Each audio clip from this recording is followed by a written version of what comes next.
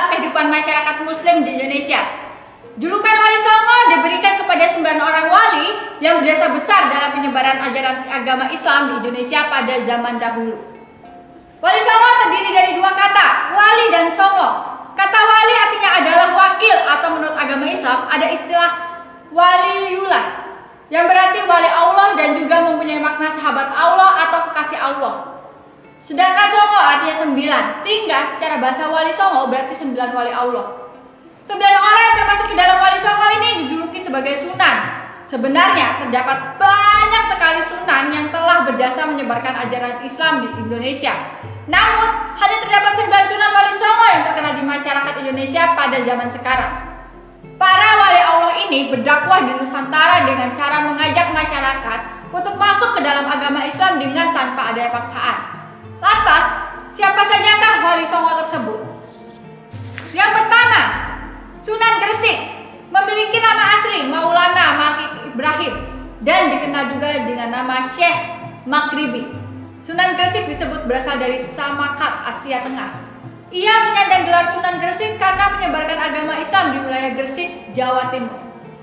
Yang kedua, Sunan Ampel, memiliki nama asli Raden Muhammad Ali Rahmatullah atau dikenal juga dengan nama Raden Rahmat. Sunan Ampel merupakan anak dari Putri Raja Champa, yaitu sebuah kerajaan di Vietnam. Ia juga memiliki hubungan darah dengan istri Prabu Brawijaya yang merupakan bibinya. Sunan Ampel juga menjadi pendiri kerajaan Demak dengan Raden Patah sebagai rajanya. Yang ketiga, Sunan Giri, memiliki nama asli Muhammad Ainul Yakin.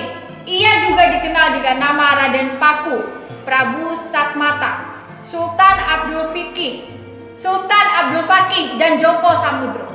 Ia merupakan putra mubalik asal Asia Tengah Maulana Ishak yang menikah dengan Dewi Sekardadu, anak dari Menak Sambulu. Sebutan Sunan Giri didapatnya dari nama pesantren Giri yang didirikan di perbukitan Sidomukti, Kebomas, Gresik. Pesantren ini tersohor hingga Madura, Kalimantan, Sumba, Flores, Ternate, Maluku, dan Sulawesi.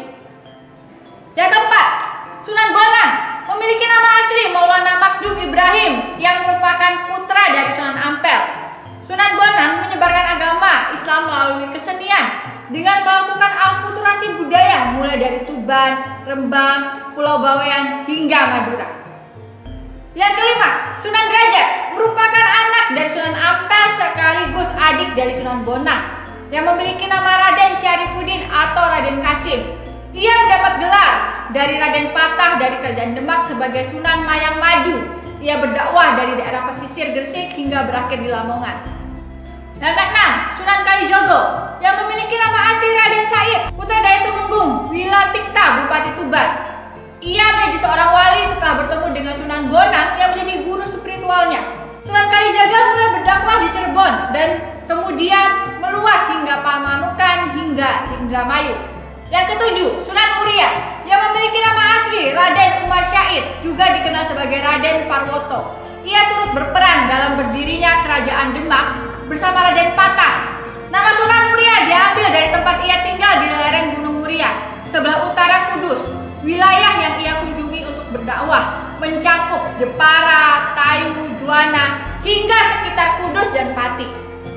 Yang kedelapan, Sunan Kudus memiliki nama asli Jafar Syadik atau Syaid Jafar Syadik Asmatkan dan dikenal sebagai panggilan Raden Undung. Sunan Kudus pernah berperan di kerajaan Demak sebagai panglima perang hakim dan penasihat bagi Arya Penangsa. Yang kesembilan, Sunan Gunung Jati memiliki nama Syarif Hidayatullah, merupakan pendiri Kesultanan Cirebon dan Banten. Ia juga menjadi satu-satunya wali yang menjabat sebagai kepala pemerintahan. Ia berasal dari Pasai, Aceh yang kemudian singgah di Jawa Barat. Sepulangnya dari Mekah, Sunan Gunung Jati melakukan pendekatan budaya untuk menyebarkan agama Islam di Jawa Barat.